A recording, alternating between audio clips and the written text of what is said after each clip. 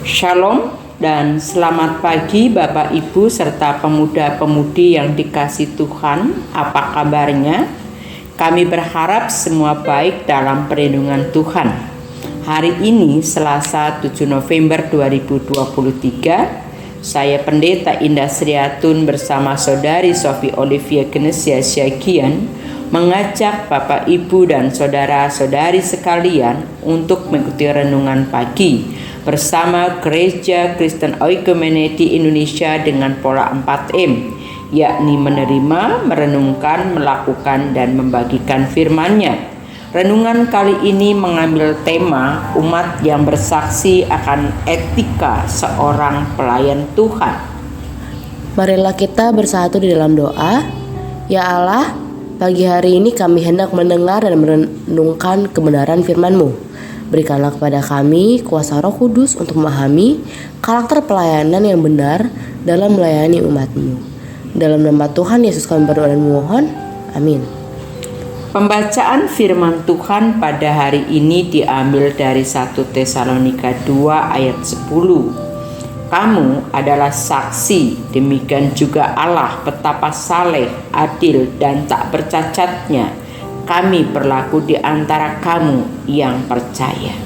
Saudara, mari kita temukan jawaban dari pertanyaan di bawah ini berdasarkan 1 Tesalonika 2 ayat yang ke-10. Pertanyaan yang pertama, siapa yang menjadi saksi dari seorang pelayan Tuhan?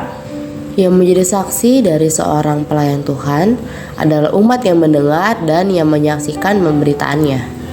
Selain umat Tuhan, siapa lagi yang menjadi saksi dalam bacaan tadi? Yang menjadi saksi lain yang utama dan terutama adalah Allah. Oleh karena setiap pemberitaan seorang pelayan, tak ada yang dapat disembunyikan di hadapannya. Terima kasih untuk semua jawabannya. Saudara, kita akan merenungkan bagaimana Paulus menjelaskan kepada umat tentang usaha kasihnya sebagai rasul dalam pemberitaan Injilnya.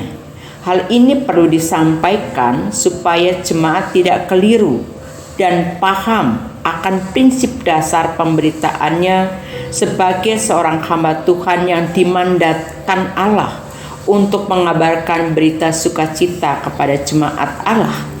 Ia berani bersaksi bahwa apa yang disampaikannya bukanlah untuk kepentingannya sendiri, namun dari hati yang murni. Paulus pun tidak mau menerima pandangan yang keliru tentang kekristenan dengan istilah kekristenan yang berdosa, yang menyatakan bahwa keselamatan yang disediakan oleh Kristus dan penebusan oleh darahnya tidak cukup untuk menyelamatkan kita dari perhambaan dan kuasa dosa. Ajaran yang tidak alkitabiah ini menyatakan bahwa setiap hari semua orang Kristen akan berbuat dosa melawan Allah dalam ucapan, pikiran, dan perbuatan sepanjang hidup di dunia ini.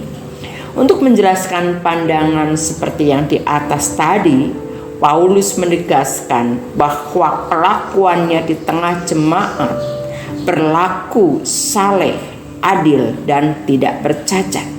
Ia berani bersaksi, memanggil baik jemaat maupun Allah sendiri sebagai saksi bahwa kasih karunia Allah yang sudah cukup melalui Kristus telah memungkinkan dirinya, sebagaimana yang dikatakannya di tempat lain, bahwa dirinya telah disucikan dari semua pencemaran jasmani dan rohani, dan dengan sangat rindu ia ingin memberikan hidupnya sebagai persembahan yang hidup, dan ia mengetahui bahwa Allah hendak memakainya untuk menyempurnakan kekudusannya di dalam pribadinya. Maka ada 3 kualitas yang dapat kita temukan, yaitu hidup saleh, adil, dan tak bercacat.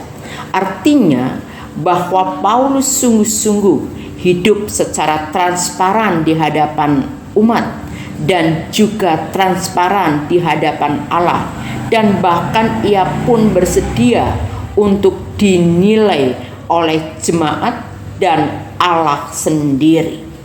Karena ia sangat menyadari dan mengetahui bahwa kematian Kristus telah menebus hidupnya, baik dari jasmani maupun rohaninya. Pertanyaannya, apakah kita sudah berlaku saleh dalam melayani sesama dengan tanpa tedeng aling-aling, menutupi kebenaran, atau juga apakah kita melayani dengan adil tanpa membedakan si kaya atau si miskin, atau juga apakah kita melayani dengan hati yang kudus tanpa menuntut imbalan? Untuk itu, maukah kita melayani dengan saleh, adil, dan tak bercacat di hadapan Allah? Mari bagikan firman Tuhan agar orang lain juga mampu memiliki kualitas pelayanan di hadapan Allah dengan cara yang benar.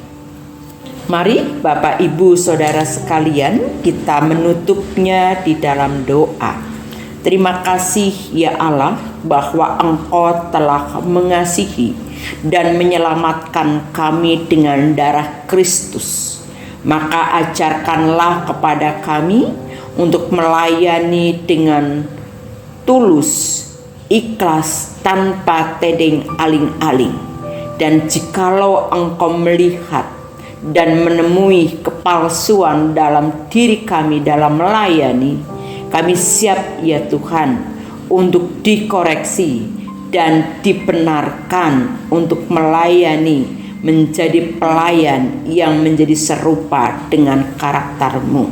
Dalam nama Allah Bapa, dalam nama Yesus Kristus, dan di dalam nama Roh Kudus, kami memohon. Haleluya. Amin.